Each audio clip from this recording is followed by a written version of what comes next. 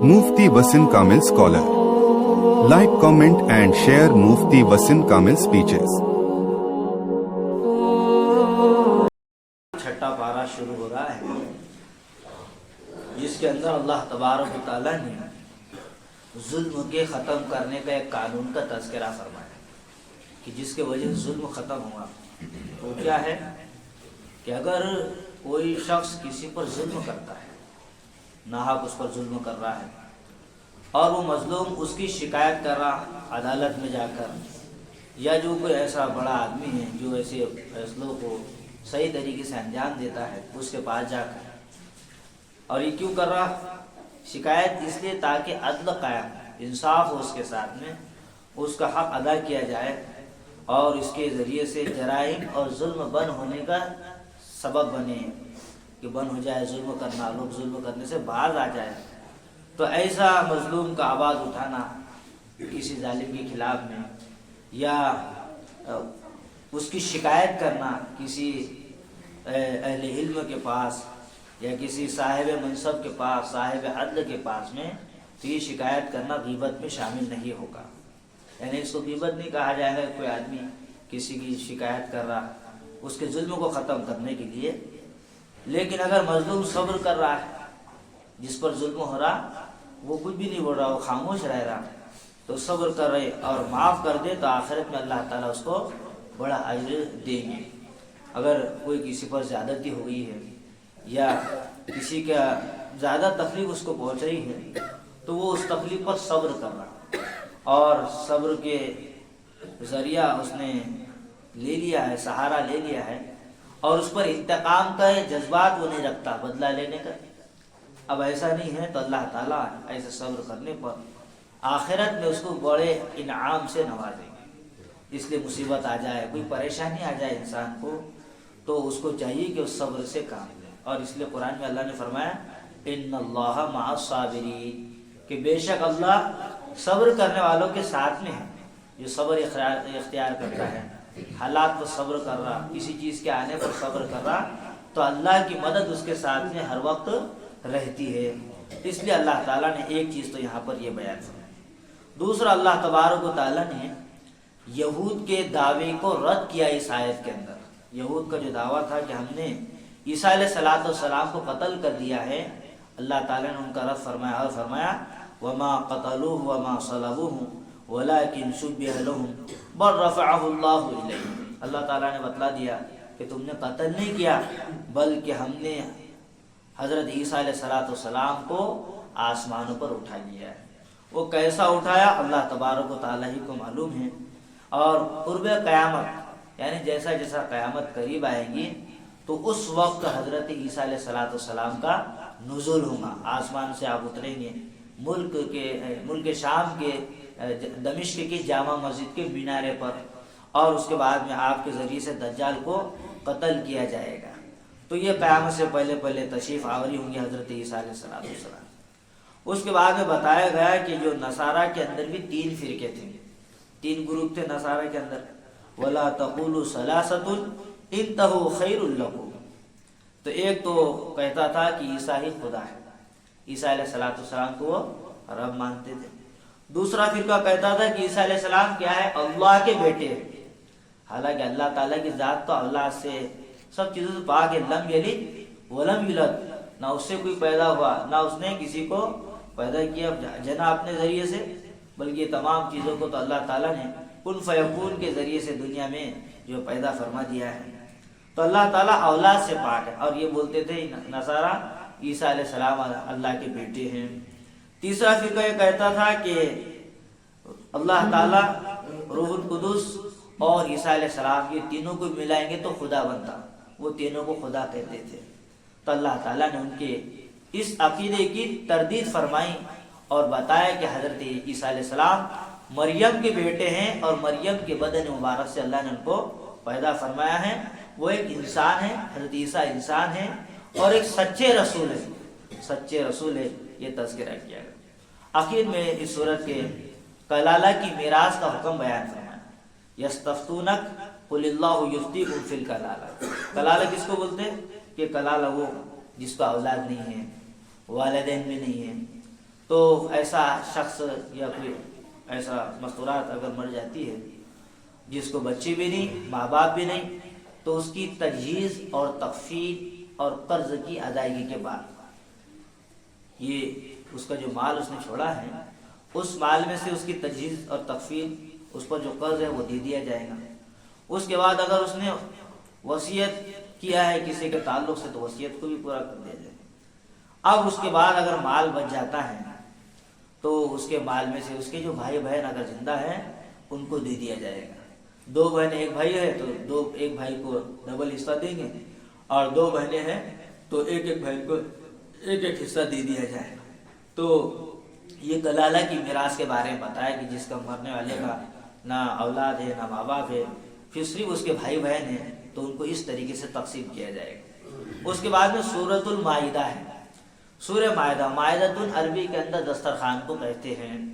تو اس سورت کے اندر ایک واقعہ بتایا گیا۔ عیسیٰ علیہ السلام نے اللہ تعالیٰ سے دعا مانگی تھی کہ یا اللہ تو ہمارے لیے مائدہ کو نازل فرما آسمان سے، تو اس میں اس کا تذکرہ ہے، اسی لیے سورت کا نام سورۃ المائدہ رکھا گیا۔ اور اس سورت کے اندر اللہ تعالیٰ نے حلال اور حرام چیزوں کا بیان فرمایا ہے۔ پہلے نمبر پر اللہ تعالیٰ نے ایک حکم بتلایا، اس حکم سب کے لیے ہے، یا ایھا الذین آمنوا اوفوا بالعقود، اے ایمان والو، اللہ تعالیٰ تم کو حکم دے رہا ہے کہ جو بھی تم نے معاہدات کیے ہیں، ایسا ہم نے پہلا عہد کس سے کیا؟ اللہ تعالیٰ سے کیے، الستو بربکم، کہ اللہ ہم دنیا میں جا کر آپ کی عبادت کریں، پہلے اس عہد کو پورا کرو۔ اس کے بعد جو نبی سے تم نے وعدہ کیا ہے اس وعدے کو پورا کرو۔ اس کے بعد لوگوں سے جو ہم نے وعدہ کرتے ہیں کہ میں تمہارا کام فلاں ٹائم پر کر دوں گا، یہ فلاں چیز یہ ایسے وقت میں دے دوں گا، وعدہ کر لیا اس نے، اب اس وعدے کو پورا کرنا اس کے لیے ضروری ہے۔ اگر وہ وعدے خلافی کرے گا تو پھر گناہگار مانا جائے گا۔ تو اللہ تعالیٰ نے اس میں اہل ایمان کو اطاعت کرنے کا حکم دیا گیا، اور ان کو کہا گیا کہ جو بھی وہ عہد کرتے ہیں، وعدہ کرتے ہیں کسی سے، اس وعدے کو پورا کریں۔ اس کے بعد اللہ تعالیٰ نے 9 چیزوں کا حرام فرمایا اس آیت کے اندر۔ وہ کون سی؟ حرمت علیکم المیتۃ والدم ولحم الخنزیر وما اہل لغیر اللہ بہ، کہ سب سے پہلے مردار کو اللہ تعالیٰ نے حرام فرمایا۔ اس کے بعد میں بہنے والا خون، اس کو اللہ تعالیٰ نے حرام کر دیا۔ خنزیر کے گوشت کو اللہ نے حرام کر دیا۔ وہ جانور جس پر غیر اللہ کا نام لیا گیا ہو اس کو اللہ تعالیٰ نے حرام کر دیا۔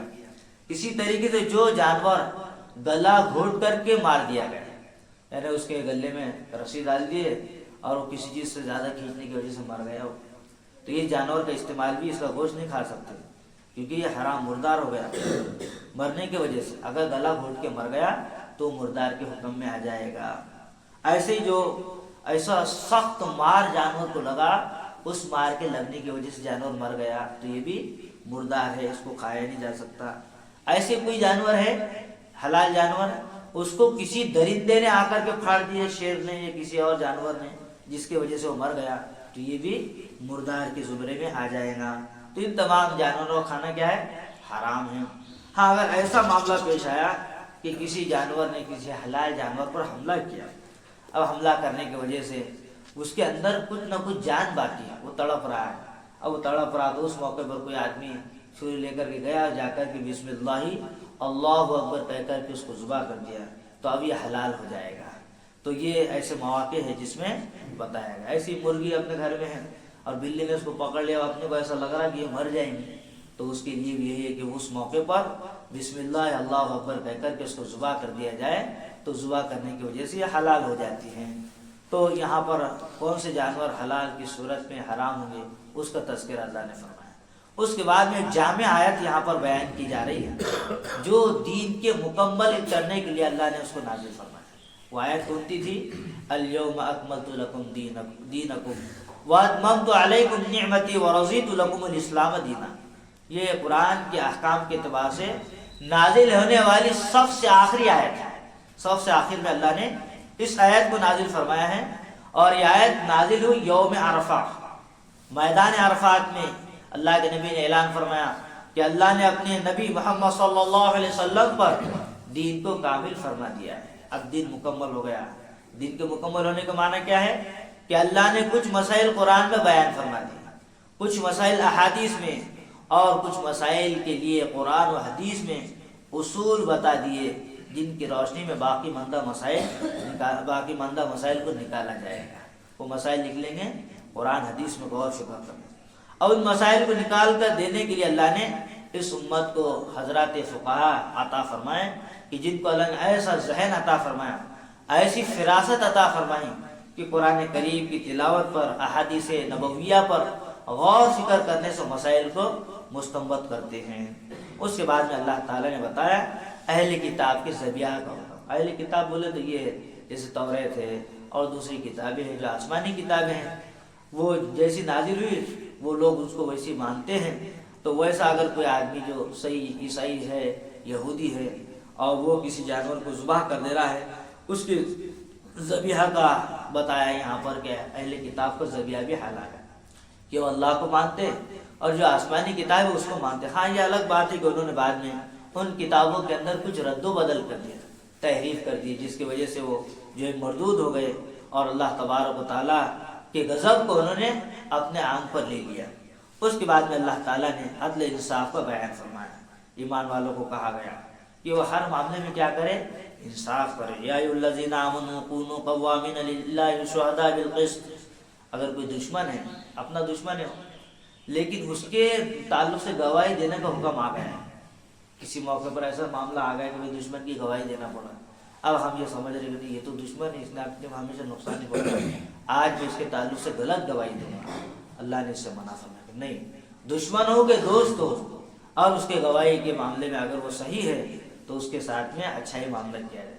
اپنی دشمنی کی وجہ سے ہم اس کا نقصان نہیں کریں گے، یا اپنے کسی انفرادی معاملے کی وجہ سے اس کا نقصان نہیں کیا جائے گا۔ اس لیے عدل انصاف پر انسان کو قائم رہنا چاہیے، بات کے اندر بھی عدل کرے، کسی معاملات کا معاملہ ہے اس میں بھی عدل انصاف سے کام کرے، یعنی اعتدال کے ساتھ میں کام کرے۔ کسی بھی چیز میں آدمی کو افراط اور تفریط کا شکار نہیں ہونا چاہیے۔ افراط اور تفریط کا مطلب یہ کوئی چیز میں ایک دم حد سے آگے نہیں بڑھنا اور کسی چیز میں حد سے کم نہیں ہو جانا، بلکہ درمیانی راستہ چلنا، درمیانی راہ چلنا۔ تو اس کا تذکرہ یہاں پر کیا گیا۔ اس کے بعد میں اللہ تعالیٰ نے یہود اور نصارہ کے دعوے کی تردید کی۔ کیا دعویٰ تھا ان کا؟ ان کا یہ دعویٰ تھا نحن ابناء اللہ و احباؤہ۔ وہ بولتے تھے کہ ہم اللہ کے بیٹے ہیں اور ہم اللہ کے اتنے محبوب ہیں، اتنے لاڈلے ہیں کہ پوچھو مت۔ وہ یہ کہتے تھے اور بولتے تھے کہ ہم تو انبیاء کی اولادیں ہیں۔ انبیاء کی اولاد ہونے کی وجہ سے وہ اپنے آپ پر فخر کیا کرتے تھے۔ تو ان کو کہا گیا، اور جو ہے نبی کریم صلی اللہ علیہ وسلم کو بتایا جا رہا ہے، آپ ان سے پوچھو یہود و نصارہ سے کہ اچھا پھر تم بتاؤ کہ اللہ تمہیں آخرت میں عذاب کیوں دیں گے؟ پھر تم یہ بول رہے کہ ہم اللہ کے محبوب ہیں اور اللہ کے فیوریٹ ہیں اور انبیاء کی اولادیں ہیں، پھر تم کو عذاب کیوں مل رہا ہے؟ تو کیا کہتے تھے؟ نہیں، ہم کو عذاب ملے گا نا، لن تمسنا النار الا ایاما معدودہ، ہم کو عذاب پوری زندگی بھر تھوڑی ملنے والا ہے، ہم کو تو چند دن عذاب ملے گا۔ وہ کہتے تھے جب تمہیں خود بھی اقرار ہے تو پھر کوئی باپ اپنے بیٹے یا محبوب کو عذاب دیا کرتا ہے؟ جب تمہارا یہ معاملہ ہے، تم یہ کہہ رہے ہو کہ اللہ کے ہم پیارے ہیں، جب اللہ کے پیارے ہیں تو اللہ اپنے پیاروں کو عذاب کیسا دے گا؟ تو یہ اپنے دعوے کے اندر جھوٹے ہیں۔ اس کا رد کیا گیا کہ کوئی اللہ کے پیارے والے نہیں ہیں، نہ اللہ کے بیٹے ہیں، بلکہ یہ اللہ کے غضب کو لیے ہوئے لوگ ہیں، اور اللہ نے ان کو جو ہے اپنی ناراضگی کا ان پر اظہار فرمایا ہے۔ اس کے بعد میں اللہ تعالیٰ نے حابیل اور قابیل کا واقعہ بیان فرمایا۔ حابیل قابیل یہ دو پہلے لڑکے ہیں روئے زمین پر۔ یہ پہلا واقعہ قرآن کا جس میں ایک لڑکی کی وجہ سے قتل ہوا، ایک لڑکی کی وجہ سے ایک نے محبت میں قتل کر دیا۔ اب جتنے بھی قتل ہوتے رہیں گے یہ ان کے کھاتے میں جائیں گا سبھی۔ تو وَاتْلُ عَلَيْهِمْ نَبَأَ ابْنَ آدَمَ بِالْحَقِّ، حضرت آدم کے دو بیٹے تھے، ایک حابیل اور ایک قابیل۔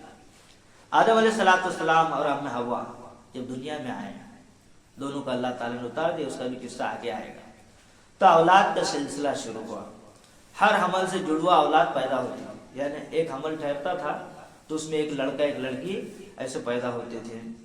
تو اس میں ترتیب یہ تھی ان کی شریعت میں کہ جو لڑکے کے ساتھ میں لڑکی پیدا ہوئی، اس لڑکے کا نکاح اس لڑکی سے جائز نہیں تھا، وہ اس کے لیے حقیقی بہن کے مانند ہے۔ ہاں دوسری لڑکی جو دوسرے لڑکے کے ساتھ میں ہوئی وہ پہلے لڑکے سے اس کا نکاح جائز ہو جاتا تھا اور پہلی کا دوسرے سے جائز ہو جاتا تھا۔ تو قابل کے ساتھ میں جو لڑکی پیدا ہوئی تو بہت خوبصورت تھی، بہت اسمارٹ تھی۔ اب وہ بہت خوبصورت تھی تو قابل کو بہت اس کے دل میں محبت بڑھی، اور حابل کے ساتھ میں جو لڑکی پیدا ہوئی تھی وہ کم خوبصورت تھی۔ اسی وجہ سے قابل حابل کا دشمن بن گیا۔ کیوں دشمن بنا؟ ایک لڑکی کی وجہ سے دشمن بن گیا۔ وہ چاہتا تھا کہ جو لڑکی میرے ساتھ میں پیدا ہوئی وہی میرے نکاح میں دی جائے، اور آدم کی شریعت میں ایسا نہیں تھا، وہ منع تھا حضرت آدم علیہ السلام کیا۔ اب اس اختلاف کو ختم کرنے کے لیے فرمایا کہ تم دونوں قربانی دو۔ اب دونوں کا معاملہ پیچیدہ ہو گیا۔ اب قربانی دینے کے بارے میں کہا گیا تو قربانی جس کی قبول ہوگی یہ لڑکی اسی کو دی جائے گی، جس کے اللہ تعالیٰ قربانی قبول کر لیں گے اس لڑکی کا نکاح اس کے ساتھ میں۔ تو اللہ تعالیٰ نے حابل کی قربانی کو قبول فرما لیا، اور قابل کی قبول نہیں ہوئی۔ قابل ہی ناقابل تھا اسی لیے تو اس کی قبول نہیں ہوئی۔ قابل کو اور بھی غصہ آ گیا کہ میرے اللہ نے قربانی بھی قبول نہیں کرے، اور غصے میں آ کر کے اس نے حابل کو قتل کر دیا۔ پتہ یہ چلا غصہ ایک ایسی چیز ہے جو انسان کو ہمیشہ نقصان کے اندر ڈال دیتا ہے۔ غصے کے اندر لیا ہوا فیصلہ، غصے کے اندر کہا ہوا لفظ، غصے کے اندر کیا ہوا کام ہمیشہ انسان کو شرمندگی بتلاتا ہے، شرمندہ ہو جاتا ہے۔ اس لیے جذبات میں غصے میں جب رہے نا اپن، بیوی کے سامنے بھی اگر غصے میں ہے تو وہاں سے چلے جاؤ، وہاں مت رکو۔ اولاد کے سامنے بھی غصے سے ہے تو وہاں مت رکو۔ مسجد میں اپنے غصہ آ رہا تو وہاں سے چلے جانا، کیونکہ یہ غصہ ایک ایسی چیز ہے کہ اپنے کو پتہ نہیں کس دروازے پر لے جا کر کے چھوڑے۔ غصے میں آدمی کسی کی نہیں سنتا۔ مردوں میں 3 قسمیں ہیں مردوں میں۔ ایک قسم کیا ہے؟ ایک قسم وہ ہے کہ جن سے غلطی ہو جائے تو غلطی کی اپنی توبہ مانگ لیتے ہیں، لوگوں سے معافی مانگ لیتے ہیں تو وہ عقل مند لوگ۔ دوسرے وہ لوگ ہیں کہ جن سے غلطی بھی ہو گئی لیکن وہ معافی نہیں مانگتے، ضد پر اڑے رہتے، ضدی جس کو بولتے ہیں۔ اور تیسرا آدمی کون ہے؟ تیسرا وہ ہے جو صحیح ہوتا ہے لیکن صحیح ہونے کے باوجود بھی اپنی بیوی کے سامنے اپنے آپ کو غلطی ثابت کرتا ہے، تو یہ آدمی کس کو؟ شادی شدہ آدمی ہے۔ یہ تیسرے نمبر کا آدمی کیا ہے؟ پریشانی میں رہتا ہمیشہ ہو۔ اس لیے غصہ جو ہے شدت، سخت مزاجی ہمیشہ انسان کو نقصان پہنچاتا ہے۔ اس لیے انسان کو ٹھنڈے دماغ سے کام کرنا چاہیے۔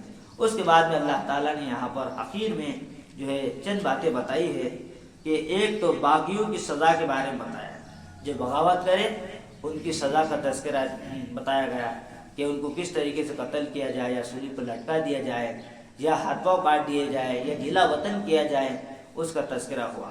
دوسرے نمبر پر اللہ نے چوری کی سزا کا بیان فرمایا۔ اگر کوئی آدمی چوری کر رہا، والسارق والسارقۃ فاقطعوا ایدیہما، اگر کوئی شخص کسی دوسرے کا مال کسی محفوظ جگہ سے بغیر اس کی اجازت کے چھپ کر لے لے تو اس کو چوری بولتے ہیں۔ یہ چوری کی تعریف ہے۔ قرآن کریم میں عموماً خطاب مردوں کو ہوتا ہے لیکن ضمناً طبعاً کبھی کبھی عورتوں کو بھی ہو جاتا ہے، جیسا کہ یہاں پر ہوا ہے۔ تو چوری کی سزا کیا ہے کہ اس کی سزا یہ دی گئی کہ اگر کوئی مسروقہ نصاب کا مال جو ہے چوری کر رہا ہے تو اس کے دونوں ہاتھ گھٹنوں تک کے کاٹ دیے جائیں گے۔ چوری کرنے والے کی جہاں پر اسلامی حکومت ہوگی تو وہاں پر اس پر عمل کرایا جائے گا۔ اس کے بعد میں اللہ تعالیٰ نے یہود و نصارہ منافقین کا ذکر فرمایا۔ تینوں فرقوں کی عادت کو بیان کیا جا رہا ہے یہاں پر، یہودیوں کی عادت، نصارہ کی عادت، منافقین کی عادت۔ یہ اللہ کے احکام ہدایت کے مقابلے میں اپنی خواہشات کو اور اپنے آراء کو مقدم رکھتے تھے۔ اللہ کا جو حکم رہتا تھا اگر ان کے مزاج کے مطابق ہو رہا ہوگا تو اس کو کرتے تھے، اور رائے کے اس میں بیٹھ رہا ہوگا تو اس کو کرتے، اور مزاج کے مطابق اگر نہیں بیٹھ رہا ہے، بھاری ہو جا رہا ہے اس کے وجہ سے، یا رائے میں نہیں بیٹھ رہا تو اس کو اڑا دیتے ہیں، ہم نہیں مانتے اس کو۔ جیسا کہ اپنے یہاں بھی ہوتا ہے ایسا کہ لوگ اپنے مزاج کے مطابق شریعت پر عمل کرنا چاہتے ہیں۔ ہم تمام کا مزاج ایسا بن گیا، اس لیے ہم کو شریعت کو اپنے سامنے نہیں جھکانا ہے، شریعت کو اپنے سامنے نہیں جھکانا بلکہ اپنے آپ کو شریعت کے مطابق ڈال دینا، شریعت کے سامنے اپنی گردن کو جھکا دینا کہ نہیں اللہ نے، اللہ کے نبی نے، اہل علم نے ایسا بتایا، ہم کو ایسا ہی کریں گے۔ اب اپنے مزاج کو، اپنی خواہشات کو بالائے طاق رکھ دینا۔ تو یہ ایسا کرتے تھے، تینوں فرقے ایسی تھے، تو اپنے خواہشات میں جو بیٹھتے تھے اس کو مانتے تھے، نہیں تو پھر چھوڑ دیتے تھے اور اس پر کمنٹ کرتے تھے، یہ ایسا ہے، ایسا تھوڑی ہے، یہ ایسا ہے کہ محمد صلی اللہ علیہ وسلم کچھ بھی بول رہے، جیسا ہم بولتے ایسا وہ بھی بولتے تھے۔ اور یہودیوں کو تو کوئی تعلق ہی نہیں تھا، نہ ادھر کے تھے نہ ادھر کے تھے، وہ صرف اپنے مفاد کے لیے لڑک جایا کرتے تھے ادھر ادھر۔ پھر اللہ تعالیٰ نے یہود و نصارہ سے دوستی کی ممانعت کا تذکرہ فرمایا کہ یہودیوں سے، نصرانیوں سے، ان سے دوستی مت رکھو۔ قرآن میں منع کیا گیا، لا تتخذوا اليہود والنصارى اولیاء، اولیاء مطلب دوستی کرنا۔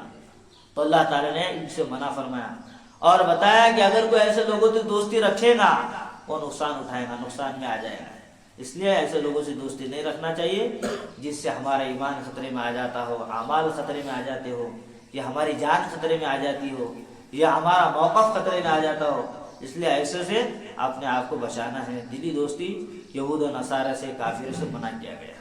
اس کے بعد میں اللہ تعالی نے مرتدین، ارتداد کا جو شکار ہو گئے ان کا تذکرہ فرمایا۔ اگر کوئی آدمی مرتد ہو رہا تو اسلام کو نقصان تھوڑی کر رہا ہوں۔ من یرتد منکم عن دینہ فسوف یأتی اللہ بقوم یحبهم ویحبونہ، اگر کوئی اسلام چھوڑ رہا تو وہ اسلام پر ہی بلکہ اپنے آپ کو نقصان کر رہا ہے اور ہمیشہ ہمیشہ کی جہنم میں جانے والا ہے۔ اس لیے تمام اعمال مرتد ہونے کی وجہ سے باطل ہو جاتے ہیں۔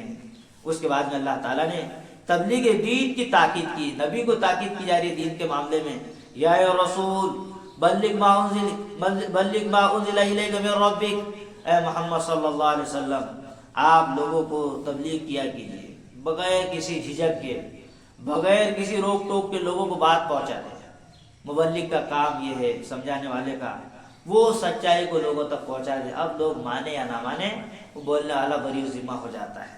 تو اللہ کے نبی کو بھی یہی کہا گیا کہ اب تمہارا کام ہے بات کو بتا دینا۔ کوئی مخالفت کرے گا، کوئی قبول کرے، ہمیشہ یاد رکھنا یہ بات زندگی مرتب جب تک جان باقی رہے کہ کوئی بھی کام ہم کو کرنا ہے، چاہے دنیا کا کام ہو، دین کا کام ہو، اس میں مصیبتیں آنا ہی ہے۔ اگر مصیبت آ رہی ہے، لوگ اس کے اندر مخالفت کا معاملہ کر رہے ہیں، اس کا اعتراض کر رہے ہیں، اس کی مخالفت کر رہے، تو سمجھ جانا اب اپن کامیابی کے دروازے پر پہنچ رہے۔ اگر لوگ اپنی مخالفت نہیں کر رہے، اپنے پر کوئی کمنٹ نہیں کر رہا، تو سمجھ جانا ابھی یہ کام کے اندر جان نہیں پیدا ہو۔ تو نہیں تو لوگ کیا کرتے ہیں، کوئی کچھ بول رہا، کوئی کچھ کر رہا، ارے فلاں تمہارے بارے میں ایسا بولا، بہت اچھا بولا انہوں نے، بہت اچھا ہوگا اس نے بولا، بولے تو مطلب یہ ہے کہ اب اپن صحیح راستے پر جا رہے ہیں، اللہ کی مدد آئے گی۔ اس سے کیا ہوتا، اگر مخالفت ہوتی تو آدمی کے دل کے اندر اللہ سے تعلق کے اندر مضبوطی پیدا ہوتی۔ آدمی پھر کس سے مانگتا؟ اللہ سے مانگتا۔ اس لیے کوئی کسی کو ذلیل نہیں کر سکتا، کسی کی مخالفت کسی کو نقصان نہیں پہنچا سکتا۔ کوئی کس کو بھی کتنا بھی پوری دنیا مل کر کے اس کو ذلیل اور رسوا کرنا چاہے، وَقُلِ اللَّهُمَّ مَالِكَ الْمُلْكِ تُؤْتِي الْمُلْكَ مَن تَشَاءُ وَتَنزِعُ الْمُلْكَ مِمَّن تَشَاءُ وَتُعِزُّ مَن تَشَاءُ وَتُذِلُّ مَن تَشَاءُ۔ فائدہ اللہ نے بنایا ہے، قانون اللہ کے ہاتھ میں ہے۔ کسی کے ہاتھ میں قانون نہیں کہ اس کو عزت دے، کسی کے ہاتھ میں قانون نہیں کہ وہ کسی کو ذلیل کرے، وہ تو اللہ کریں گے۔ اس لیے کام کرنے والوں کو بالکل مخالفین سے گھبرانے کی ضرورت ہے۔ اللہ کے نبی کتنی مخالفت کرے، اتنی مخالفت کرے مشرکین نے، اہل کتاب نے، یہودیوں نے، کہ آپ پر پاگل پن کا الزام لگا دیا گیا، آپ پر شاعر ہونے کا الزام لگا دیا گیا، اور آپ کو لوگ یہ کہتے تھے کہ اس سے بات مت کرو، اگر اس سے بات کرو گے تم اس کے ہو کر کے رہ جاؤ۔